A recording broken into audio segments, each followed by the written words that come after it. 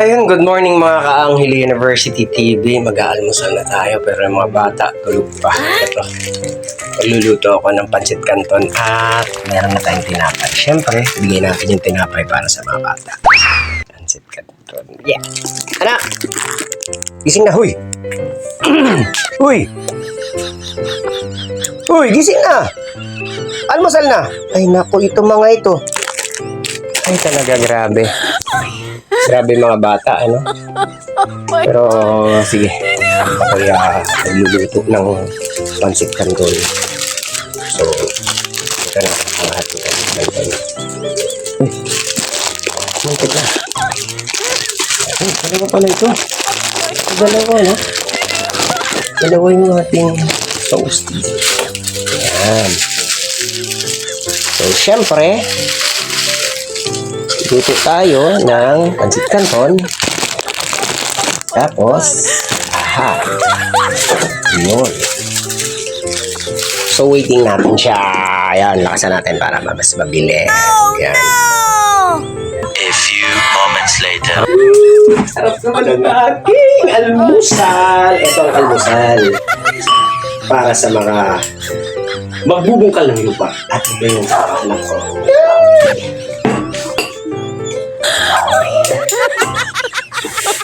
Alam mo, may kaklase ako, yung tatay nun.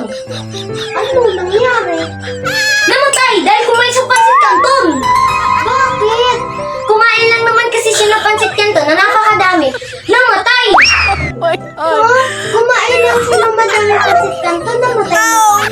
Alam mo, Munay, pag tumatanda na pala, bawal na pala kumain ng pancit canton, tinapay, at gulay na lang kailangan nila kainin.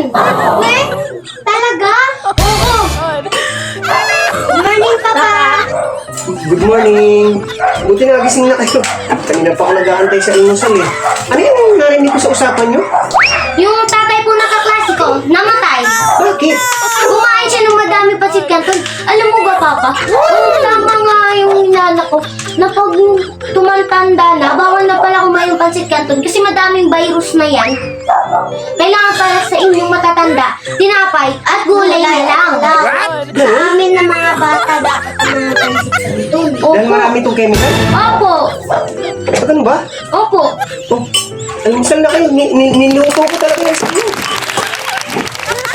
Thank you, Papa. Pinapay lang ako. Opo. Bawal ka po dito?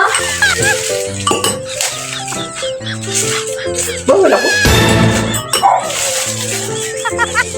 Grabe.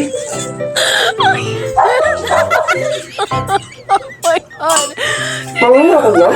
Bawal po. Gusto niyo pa? Gusto mo? Hindi. Ayoko. Gusto mo? Tingnan mo pa, oh. Mama pa. Anak mo. Bawal na ako dyan? Bawal niyo po. Bawal na ako pala. Kaingot ko yun. Ang talakas talaga.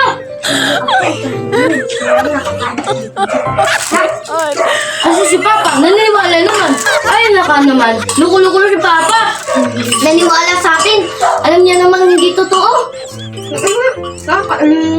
Hindi talaga namatay yung bakla ng tatay nun. Kumain lang naman talaga siya ng pancit canton. Di, buhay na buhay.